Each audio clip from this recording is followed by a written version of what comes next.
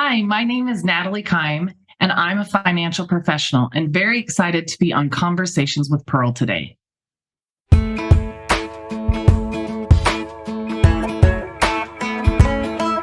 Hello, sunshine, good to see you again. Had to walk out to let you back in. Stuck in a storm of a relationship. Lost my fire. Oh, and I forgot about me for way too long. But it's rolled on. Now there ain't no shade around here.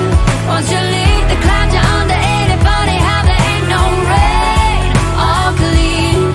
Why'd it take so long to leave you in the rearview mirror? Now nobody gonna steal my sunshine or turn my blue sky gray.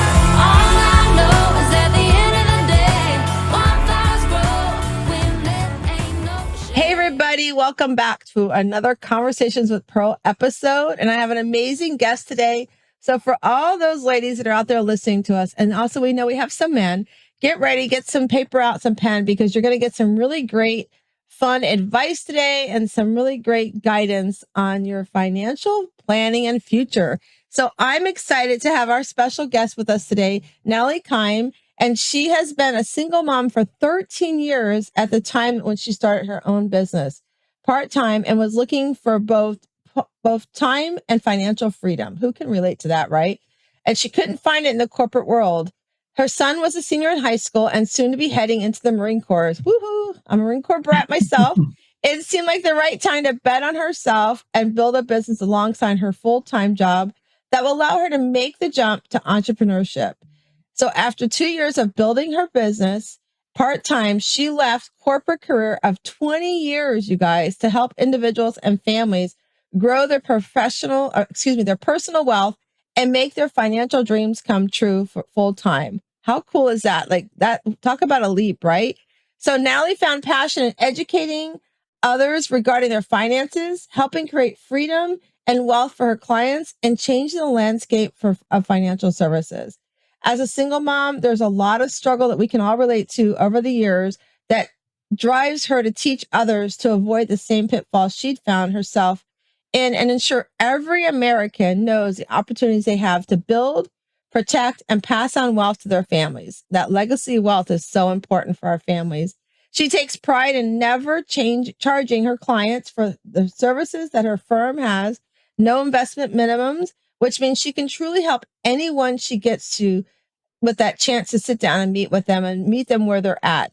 So as a proud female entrepreneur, Natalie is looking for every opportunity to turn her clients' financial dreams into a reality. So welcome to the show, Natalie. Thank you, Pearl. It's a pleasure to be here. I'm excited to talk with you today. Oh, me too. And for those that are joining us, it's been a little back and forth. I've battled COVID for the past few weeks. And so Natalie's been a gem and helped me get some time to heal myself and have her come on the show. And I really felt this time of the year is a good time to talk about the subject matter about financial freedom, right? But I want to talk about that leap, like that jump. You said, I'm leaving the corporate world. And I remember that. I can totally relate that. You know, I moved from Virginia to Florida. I was a top 5 in my mortgage company that I worked for, was a top female in the company. And so I was like, I'm going to take this leap because I thought I wanted to be a stay-at-home mom, which if you listen to the show, I now call us CEO moms, right? And I hated being a CEO mom. I did not like sitting in the house. I did not enjoy that. So I had to go out and figure out what I wanted to do. And that's brought me on my journey where I am today. And so I can relate, like, you know, I just could picture you sitting there and going, okay, it's time, right? And then your son was in the service too. I mean, tell us about that. Tell us how that decision and, you know, share with the viewers and the listeners some of that fear you went through to making that decision. Yeah, absolutely. I do want to say real quick, I love that you call it the CEO of the home, because whenever I'm filling out an application for a female and she says, I'm a stay-at-home mom, the job description I type in to the life insurance or whatever application says CEO of the household. So I love that. That's awesome. It is true. So yeah, my journey is a little bit all over the place. I think, you know, early to mid 20s, I had a desire to find something I could do on my own that could work around my schedule and all those things. I think a lot of us have, that entrepreneur seed, but the thing never came along. And I was married and divorced in my early 20s. I remarried in my mid to late 20s, and then had my son at the age of 29. At the same time, I had gone back to school and finished my bachelor's degree. So I was just stepping into corporate America. And then he was 5 when I got divorced. So I was a single parent. I didn't always have consistent child support. And so now I was just really starting to step into that mid-management level, what I thought was my dream job in my career, and, being able to make ends meet.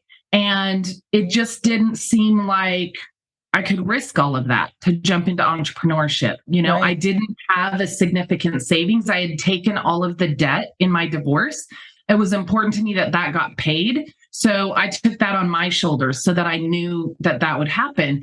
And so it never seemed like the right time. It never seemed like I could take that risk. And then, I was laid off at the end of 2008 from the corporate job that moved me from Utah to Texas. Wow. And I spent some time and decided I want to stay here. I really like a lot of, I like the cultural diversity, the religious diversity, the educational diversity that was available for my son growing up here in North Texas. So I stayed here, went through a couple of other industries. Again, my career was building. And then I hit I shut down 2 companies that filed bankruptcy back to back. And so I decided maybe I can find a balance and do contract work. However, I had all the responsibility of being an entrepreneur and providing my own benefits and all those kind of things. But I made even a little bit better money as a contractor. So I thought, this is the fit. Until the day that they end your contract 6 months before they're supposed to. And you're like, oh, I did not have a plan in place for this. So I was having to tap into my savings again to get by.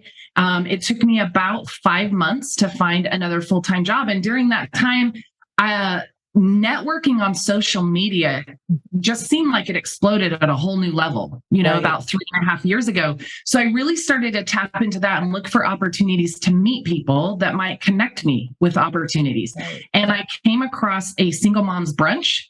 I RSVP'd to it. I didn't end up being able to go, but I asked the lady to keep in touch with me. So she sent me a friend request. And 2 weeks later, she posted something about the financial industry is the fastest growing industry for female entrepreneurs. Wow. In the United States. And it piqued my interest. So my 20-year career was in corporate finance, which does not translate to personal finance. In tiny ways, yes, but in most ways it does not. Right. And I set up an appointment. I looked at some information.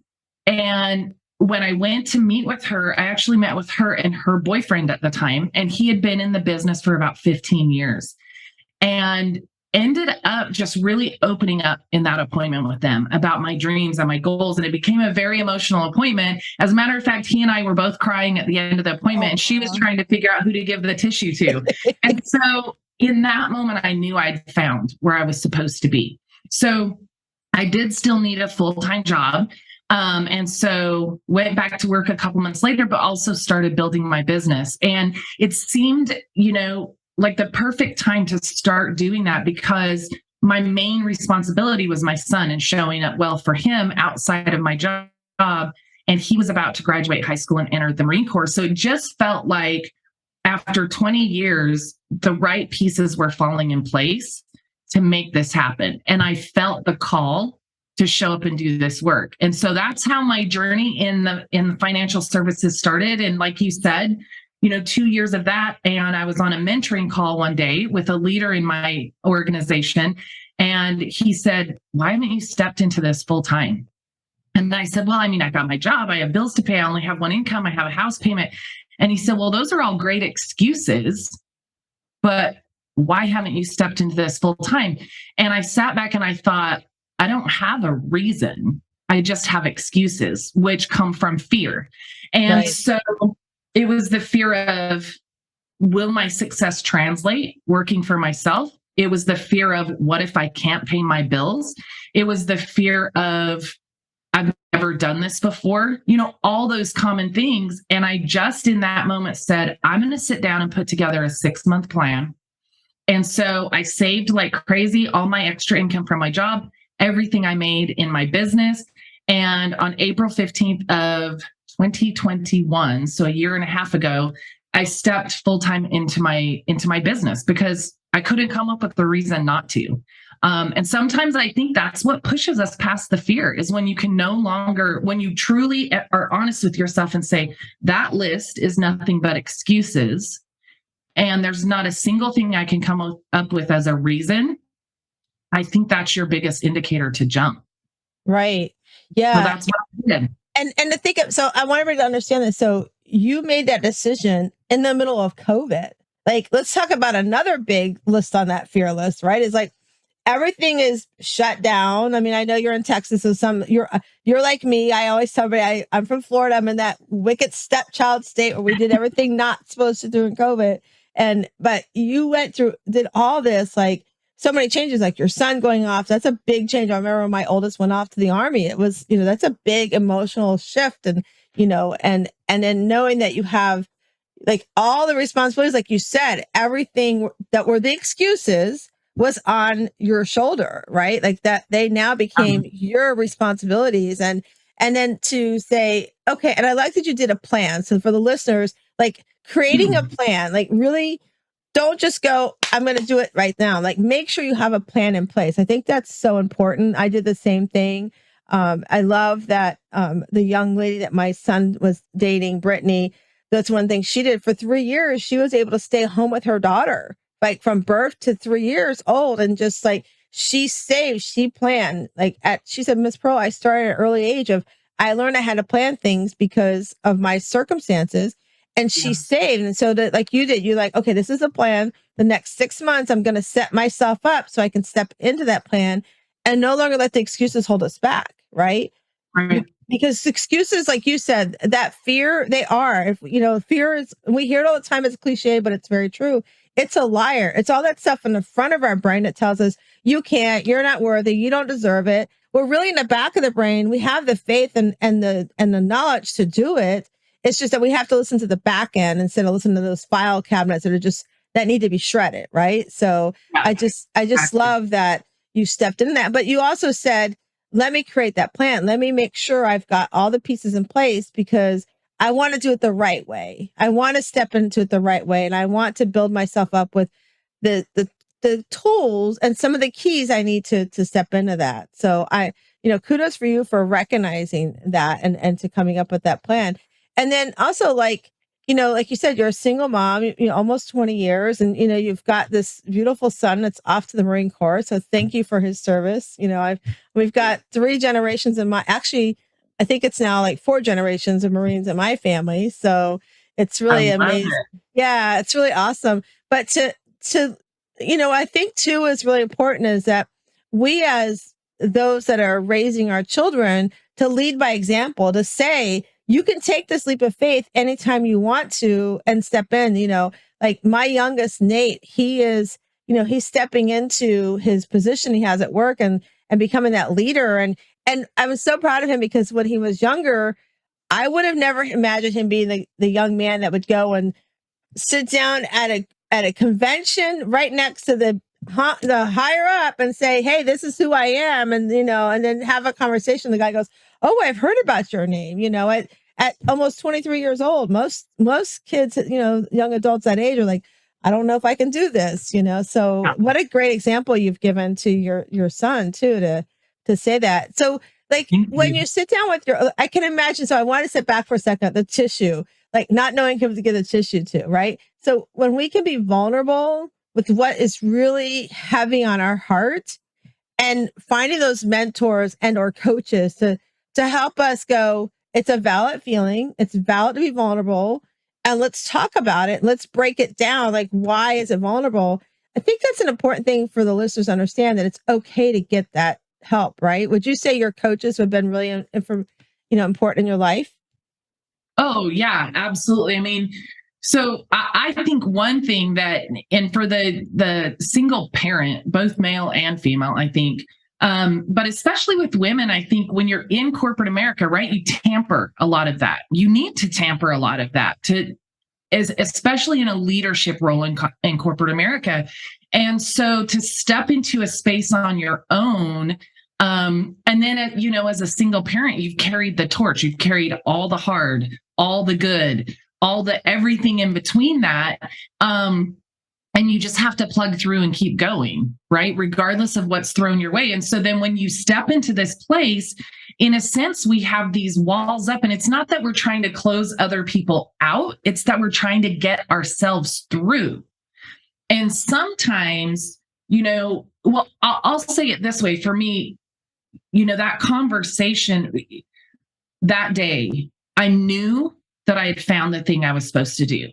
And then a year and a half later, a conversation with another mentor that challenged me on something I'd been thinking about, but I don't know how much longer it would have taken me to go through that conversation on myself. So somebody else showed up that knew I was ready, and just asked me the question that helped me to realize it.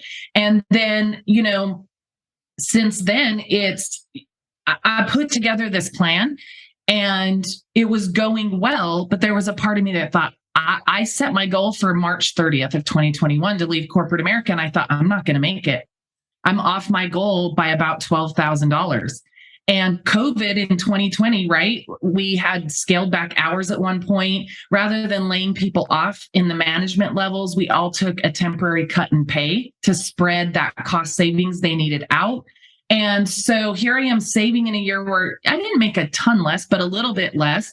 And then they suspended our 401k match for a period of time. So I stepped into the beginning of 2021 thinking, I don't know if I'm going to make this happen, but I'm going to keep working because I know this is where I'm supposed to be.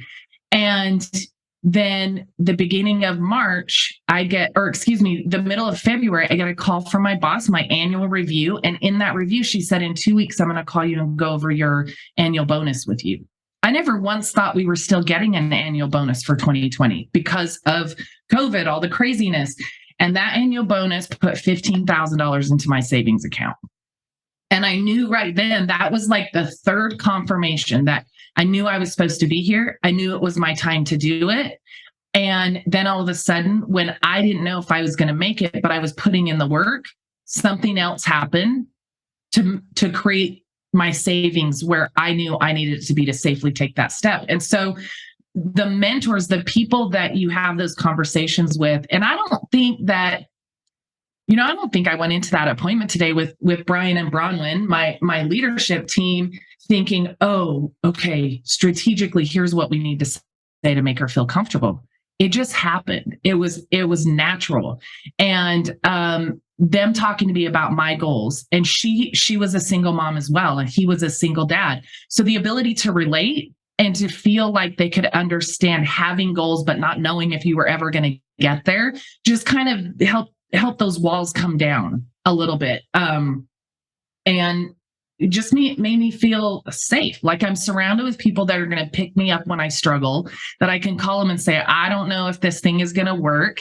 And they can be there in that space and understand what I'm struggling with because they've been there before. And I think that's the hugest thing about mentors that make a difference. Yeah, I totally agree. And I think too that I love what you were doing. And you probably realize it, maybe later on you realize that I talk about manifesting, like, where do you want to be? Okay, you're already there. Like telling yourself, I'm there already. Even though you're building to it, when we tell ourselves we're there already, then it starts coming. Like, I mean, my son passed away in July, and I could have just been holed up in a corner somewhere, but I knew that's not who I was. That's not how I live when he was here in the physical world. So why would I do that when he's not here in the physical world anymore? And so I was like, I need to continue manifesting what my goals were for the end of the year. And even if I'm not going to hit them exactly where I want them to be, I take pride in the fact that even though I went through this stuff, I still pushed through. Like, I didn't let those challenges get in my way. Like you didn't let COVID stop you. Even when the things were coming up that you could have said, throw it all up. I'm going to extend it to the end of the year, 2021. You said, no, I'm going to keep pushing through. It might get delayed a little bit. We might need to move that mark a little bit, but I'm not giving up because I deserve this, because it's what you want. It's your you putting yourself first, as I say to my clients that I work with, is you're putting your cape on first so that you can become the hero of your life, so that you can accomplish and take those power, forces that you want to be doing and financially help others change. And, I love too that, talking about single moms and single dads. I have a good friend who's been on a podcast before. Her name is Gabrielle McCollman. And that's one of the things that she loves. She's a mortgage broker and she loves to help those going through divorce because, you sat there going through divorce. I got all this on my shoulder. I'm never going to qualify for a house. I'm never going to be able to get this. I'm never going to be able to buy a car. And she loves to sit down like what you do financially and be like, listen, you can get there. Let's strategically put it out on paper and let's plan it out. And that's what you did. And through mentor and coaching. And I tell everybody it's okay to have a mentor or coach, or it's okay to go to a therapist, whatever you need to help you to get where you want to be in life, to help you step into that cape you're supposed to put on. You get those tools and those people and put them around you. And my friend Lisa calls it your balcony people. Like, who are those balcony people? They're going to be, I'm going to call you, Natalie. I'm going to say, I'm having a crappy day today. I don't believe in myself. And you're going to be like, stop it. What's going on? Let's talk about it. Why are you feeling that way? What's happening? Where, those feelings come from a thought. So what's the thought you're telling yourself? And what's the action to help you get through that thought and make you help you understand, not make you, but help you understand and see that it's just really fear. And in many cases, holding us back, that emotional feeling is just like it's holding us back. And how do we step in that? Or as I like to say, that judge telling you, you don't deserve it. That thing happened today. So see, I told you, you don't deserve it. And I tell Susie when she shows up, get out. I don't have time for you today. I mean, I've named my judge, it's like, I don't have time for you today, Susie. You're out of my picture today. So I love that you said, no matter what, I'm stepping through that. And I just love that. So what I would like to know, Natalie, is so when you sit down with your client, so walk through, well, first let me ask you this. So your son, he's been in the military for how many years now? Oh, 3 years. Okay. So what has he said to you about your accomplishments? I'd love to know, like, when he looks at a beautiful mom and it's like, wow, look what she's done. Like, what's that like for him?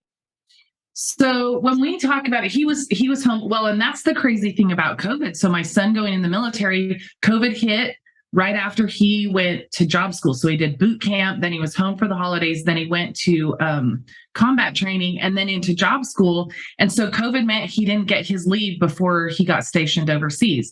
And he didn't get leave that Christmas because borders weren't open. And so it was almost 2 years before I saw him, and he was home last year for Christmas. And we got to have my son and I always had a very close relationship, very open. I've always told him, you can ask me anything and I'll tell you the truth. Now, did I have to step away sometimes and make the conversation age appropriate for him? Absolutely. But because of that, we still have that connection. I'm the first person he calls for anything.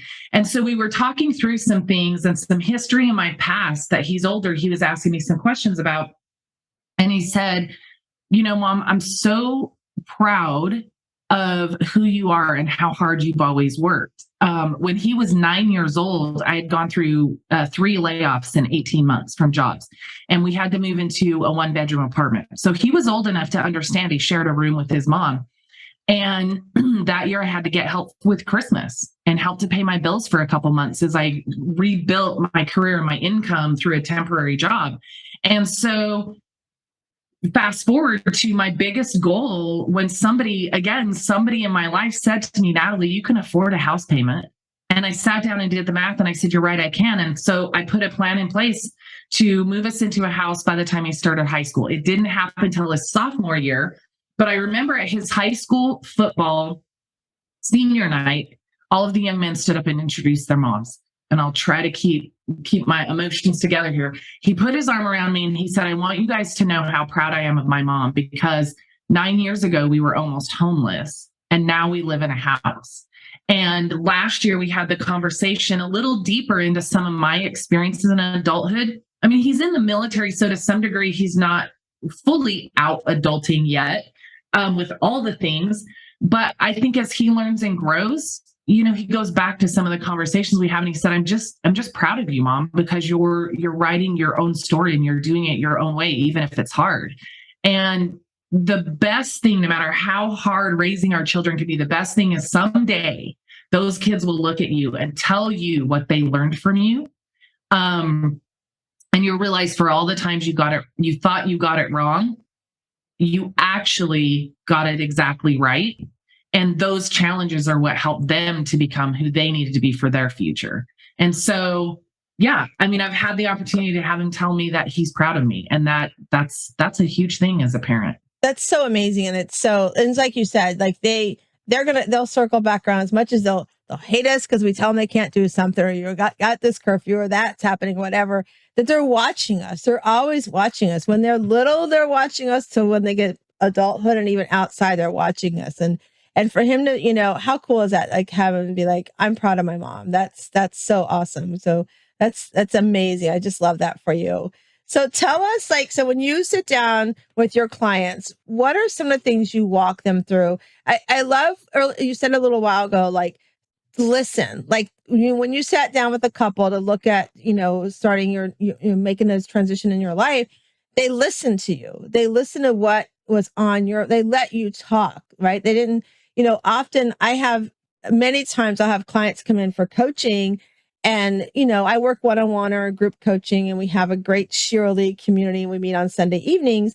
And even in all those spectrums, I'll talk about how, there's coaches out there who say, oh, I do everything right. Well, let me put a microscope on them, and let me show you where everything's not perfect.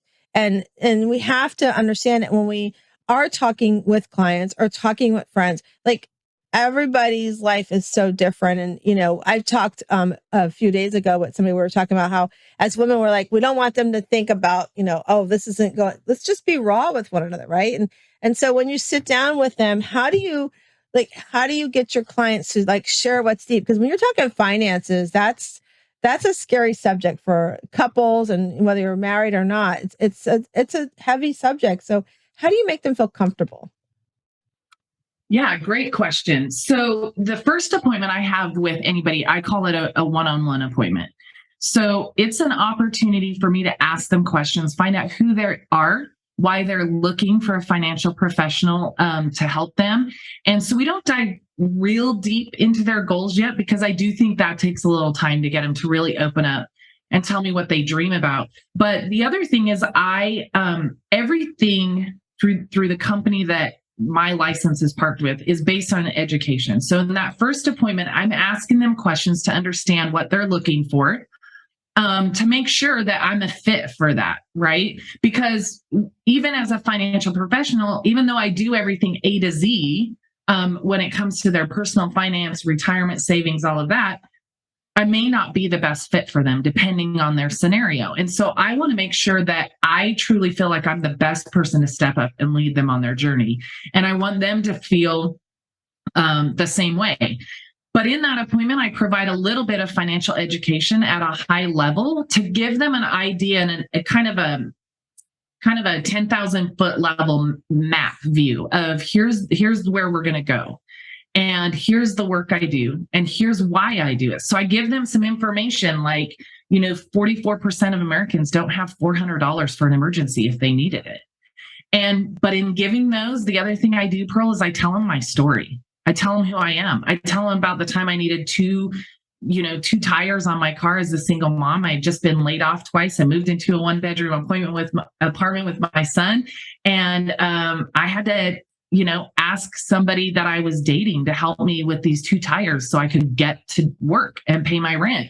And so when I go through statistics, when I go through examples, when I go through the categories that I'm going to educate and guide them on in putting together their financial plan, I tell them who I really am. I tell them that I've struggled financially over the years, because I want them to understand I'm just like them. I might be a financial professional. I might have a professional license, and to do the work I do, but I'm not any different than they are.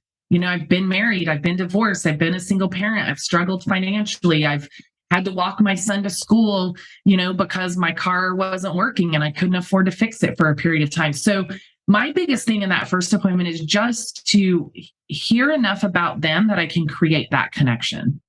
And in doing that is when they'll usually start to open up. and I give me love the that. opportunity to talk about next steps from there. Yeah, I think that's really amazing because I remember when I did mortgages too. Oftentimes, I it's about building those relationships. And I remember I would be in meetings and I'd have co-loan officers that I work with who are going, "Oh, you should charge more, than that so you can make more money." And I look at them, I go, no, I'm building a relationship. So, when they want to go refinance or buy the next house, because they're going to go talk to their friend who's going to say, "Oh, I got that same rate for X amount of money," then it's going to look like, well, I didn't care about them. Then I just cared about my pocket. I was like, listen, I got to feed my family. I make sure what I do feeds my family and takes care of that. And at the same time, I'm building a relationship. I mean, I've been here in Florida for 17 years. I've been out of the mortgage industry probably 13 years. I still get old clients calling going, "Hey, who do you know? Who can I call Yeah. here in Virginia?" Right. And so that's building those relationships. And like you said, that first meeting, just making them feel comfortable because it's a heavy subject and like meeting them where they're at and sharing our story. I mean, we all have a story to share. I mean, and that's why I always tell everybody has a book in them. They just don't realize it or they're scared to share that book because that fear again tells us, oh, they're going to think this about me or think that about me. Right. And so it's so powerful. And I'm glad that you do that.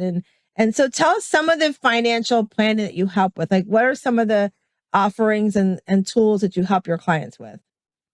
Yes. So in the work that I do, I guide my clients through several different areas of finance in the process. But the biggest thing I'm looking for is I like to call it where they have holes in their boat. So if you're in a boat going across a lake or whatever, if you have cracks or holes in that boat, you're going to be scooping out water the whole time to get from one side to the other, right? So where are there cracks in the boat? And the way I find that out is when we move into the second appointment, I give my clients two challenges. Number one, I need you to bring all your numbers, the best you can think of. And I give them a checklist guide. Bring these things if you have them for us to talk about. But most importantly, between now and that appointment, I want you to dream. And I want you to dream bigger than your current income. I want you to dream as if money was no object, right? I want to know those big, audacious dreams that you have that you don't think you can accomplish. Because my job is to try and see if there's a way I can help you actually get there. And so when we move into that appointment, that's where I find out where their holes are. Right. So we go through their goals first. I want to understand what's most important to them. And then we go through their actuals. What do they have coming in? What do they have going out?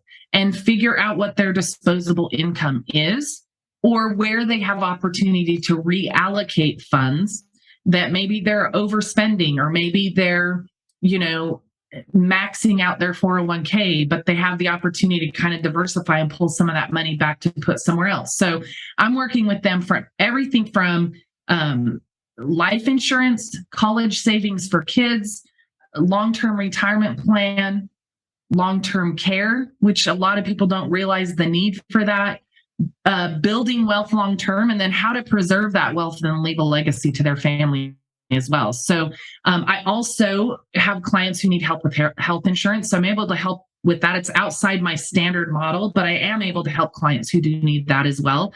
But I really focus first on identifying, where are those holes? Do you not have an emergency fund for things that might pop up? Do you have children but no college savings? Do you have a home and a family but no life insurance? So those become the holes. And then based on what those holes are, we prioritize them because the number one thing is to make sure they have proper protection in place. And then we take each step from there. So it's not an overnight transaction. It's not a one-time visit and all of a sudden they have a fully loaded financial plan. I'm looking to build a relationship long-term with my clients and take baby steps to get them where they need to be. And one of the biggest things we run into is we dissect their budget and where they're at or where they're not. There is always a time that I can either tell by their facial expression or they'll actually say, I'm not where I should be, or I could have done this better, or I should have done this sooner. And what I always tell my clients is, this is the last time with me, you get to beat yourself up about where you're not. Because what you're doing today is taking the most important step you can and is figuring out how to get where you want to be. So every step, every meeting we have from here on out is a step towards that ultimate reward or that place you're trying to get to. So it's great. Let's have that conversation. That helps me understand habits and activities I can help you work on. But we're not going to focus on that anymore. We're only focusing forward, and we're going to celebrate each step of the way. And so that's the biggest thing, is really finding out where they have holes in their financial plan, understanding what their highest priorities are, and then helping them to see that what they're doing now is all about celebrating each step forward. Because I think, if I work with, a business coach, they're going to do that same thing for me with my business. Where am I maybe falling short in different categories? Or if you're working with a counselor going through, something difficult in your life, they're going to focus on where you need that healing or to fill those gaps. And so that's what I'm looking for with my clients, is wherever it is along the way they need help, giving them education. Because at the end of the day, I'm never going to tell a client what they should do. What I'm going to do is educate them so that they're confident making decisions about their financial future. I'm going to say, here are your options, and they'll have the information they need to make a decision of where to go next. I love that. That is so important. So those that are listening, is that you're not going to tell them where they need to go. You're going to help guide them to help them see where it is they feel they need to go. And you're going to help them put them those steps, like what steps to do first to get there. And I love that you call it filling up the holes in the boat, because we all have, our boat is never always completely not bringing some sort of water on, whatever that stuff is that's trying to get into our boat. It's there. So how do you fill that hole up? What steps do we need to do that? I love that visual that you shared with us, because it's so important. And then I love that you said, you're not going to tell them, you're going to help them see, because oftentimes, like, as even in my world of coaching, I'll see that go, well, my coach said I should do this. I'm like, well, how did that make you feel? Why didn't you want to do it? I'm like, then why did you agree to do it? It's like, you have to, like, I always say we have the answers in our head. Those coaches and people like yourself that are helping financial, you help us pull it out of us. And you also help us see, like, I know I do, and I hear it in you, that we see that it's okay to be where we're at. There's no shame in it. And I love that you said, okay, that's it. You get that one time and that's it. There's no shame in where you've come from. It's that Right. Those are life lessons that, I always say that we've come into this world as, God has created us in a certain way, and he's going to give us challenges, but we're never alone. He's going to put people in front of us, including himself, to help guide us through whatever the challenge is, whatever the rough has. Falling down the hill, climbing up the hill, whatever that is, there's going to be people along the way to help us. And, we have to have, some people go, I don't ever need fun. My husband's an accountant and a CPA. He's like, I don't need an accountant and CPA. I am that. Okay, fine. But in other areas, he needs help. Like, he started a business with our son. He needs help in understanding marketing and how that customer relation, because he's so analytical. He never had to do the customer service before. So he needs that guidance. And, so I love that you share that. So this has been so much fun. I've had a blast. I cannot believe our time has flown by already. I know. It's crazy. So tell everybody where can they find you out? We're going to post and share. So the listeners that are listening, we'll when we share this out, everything will be posted how to find you. But quickly tell the easiest way to find you while they're listening to you. So the easiest way to find me is probably on Facebook or Instagram. So on Facebook, it's Natalie Kime. And on Instagram, it's @NattyKime. And that's where you're going to see videos, little tidbits of information, posts about financial tips and tricks, which I'm really trying to put out there this time of year to get ready for the new year. But yeah, I would love, if you have any questions, feel free to reach out to me. I do have, I didn't mention real quick, I do have a book that I offer free to anybody that's interested. So if you want to reach out, I'll be happy to get your address and mail you one. It's a 45-minute read that gives you just an overview of the financial plan process. That's really great. I love that. All right. So everybody, make sure you grab that book. It's going to be a great resource. I love that. All right. So now everybody who's listening, I forewarned Natalie that we're going to do these cards. And so what we're going to do is Natalie's going to tell us when to stop shuffling the cards. And for anybody that's new, we have what's called Better Questions, Better Life cards. So it's right here. And you go to betterquestionsbetterlife.com. I get no kickback for these cards. I just believe in these cards. When you pick a card, it's funny how that's the card you need to hear that day. And so I meditate, I journal, I just carry a card with me sometimes because it just felt like it heavy on my heart for that day. So we're going to shuffle these. Natalie's going to tell me when to stop, and then she's going to answer the cards. So here we go, Natalie. Okay. Stop. Okay. So Natalie, your question is, how can you sharpen your focus? Ooh. How can I sharpen my focus? I think one of the best ways I can sharpen my focus is continue to be a student of my craft first and foremost, so that I can make sure what I'm offering to my clients is the most update information, the most accurate information. But in addition to that, from a client perspective, I think I can best sharpen my focus by making sure I ask questions to understand the individual I'm meeting with. I know one of the leaders in our company, I've heard at other places, you have 2 ears and 1 mouth for a reason. We need to spend twice as much time listening as we do talking. And so for me, I think sharpening my focus with my clients would be about making sure I'm constantly focused on listening, hearing what's important to them, and connecting with that, because I'm serving them before I'm ever serving myself. That is amazing. I love that. Just, listening more, because we do, even as humans, oftentimes I want to give you the answer while you're still looking for the question to come out of your mouth, right? So I love that you said that. So thank you so much for being on today with Conversations with Pearl.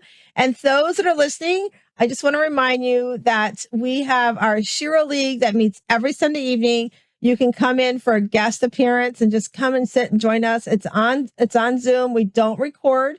It's a safe space for a community of women to get together and just share about what's bringing us joy.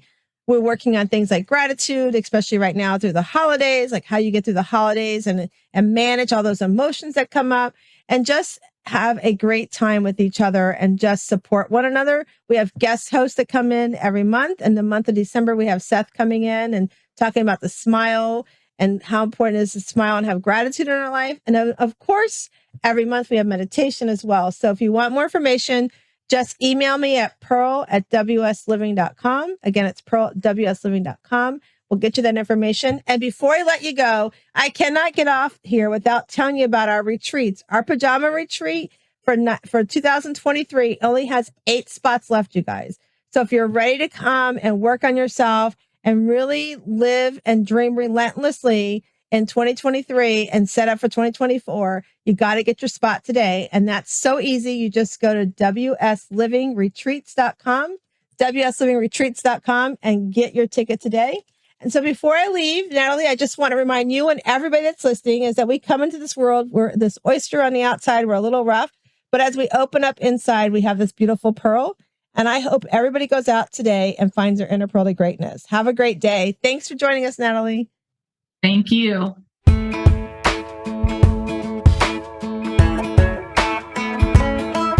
Hello, sunshine. Good to